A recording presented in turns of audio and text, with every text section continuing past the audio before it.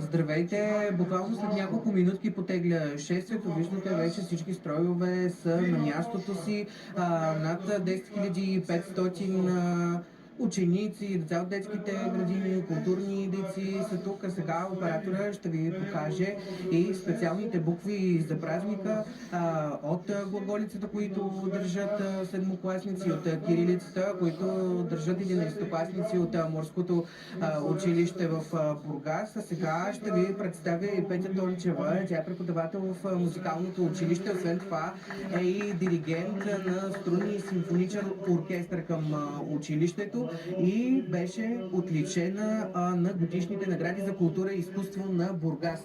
Госпожо Тончева, това, което искам да я опитам първо е: усещат ли децата днес силата на българското слово и знание? Как мислите? На българското не чувам. На българското слово и знание. Ами ние сме тези, които трябва да удържаме тази връзка и тази любов на децата към нашата писменост, към нашите книги. Съвременното поколение, знаете, че вече децата учат и чужди езици, но ние трябва да радуваме за нашия чист български език. Ние като учители сме отговорни към тези деца да ги запалим и към това.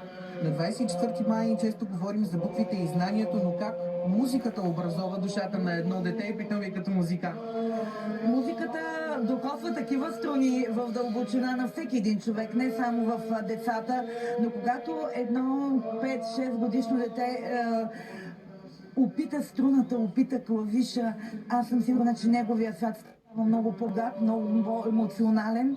Той започва да се вълнува по друг начин. Това дете може да мине през музика, но може да хване четка, може да се качи на сцена да танцува.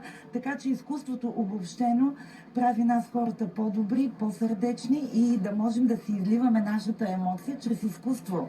Кое според вас е по-трудно днес? Да научиш едно дете да свири вярно или да го накараш да повярва в таланта си? Да повярва в таланта си е по-лесно заради всичките тези формати, които се нароиха по различните предавания, но да го научиш да бъде дисциплинирано, да обръща внимание, да самичкото то да поиска да пипне инструмента и да поиска да се докосне до тази необятна библиотека музикална. Мисля, че това е по-трудното и по-отговорното, да ги научим да бъдем с отношение към това, което правят. Освен вие и самото училище беше наградено и ваши колеги бяха наградени в сферата на образованието.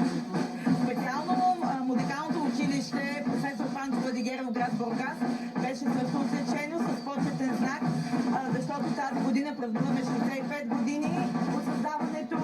Госпожа Людмила Иванова беше носител на златно перо. Изобщо благодарна съм на всички колеги. Добре, тък му приключваме разговора. Благодаря ви и шествието в Бургас потегли.